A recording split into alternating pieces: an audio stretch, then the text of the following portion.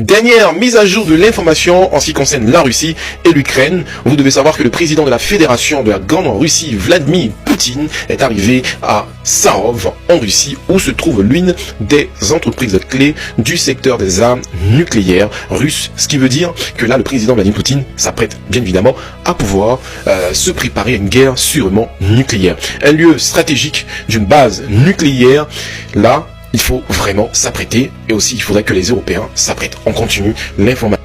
Depuis le canapé nucléaire de Vladimir Poutine, qui a observé la réunion entre Donald Trump et les dirigeants européens, envoie un message nucléaire à l'Europe en disant que l'Europe n'a pas de souveraineté et que la Russie ne devrait jamais suivre ce type de chemin. Quelle réponse nucléaire? Pendant ce temps, du côté des États-Unis, selon Politico, le président Donald Trump estime que l'Ukraine devra accepter un accord largement conforme aux conditions de la Russie pour mettre fin à la guerre. Mes amis, ça veut dire que tout ce qui s'est passé lors, bien évidemment, de cette réunion entre les dirigeants européens et lui sont totalement tombés à l'eau. L'Ukraine devrait capituler. Direction du côté de l'OTAN, le secrétaire général de l'OTAN, Mark Rutte, nous informe que la Russie ne tentera plus jamais de s'emparer d'un seul kilomètre carré de l'Ukraine, mais nous constatons que hier, il y a eu encore des kilomètres carrés que la Russie a conquéris encore. Alors ce message, je me pose réellement la question, qu'est-ce qui est en train de se passer à travers ce message?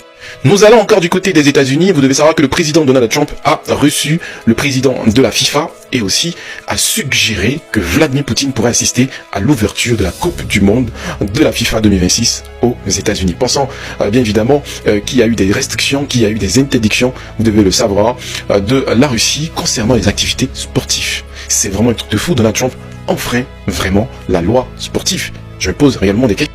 Donald Trump est-il un fan de Vladimir Poutine caché? C'est une question que je me pose. Il a brandi cette photo devant les journalistes américains. Et vous devez savoir que cette photo date de cette rencontre nucléaire qui a eu lieu en Alaska. Vous savez très bien.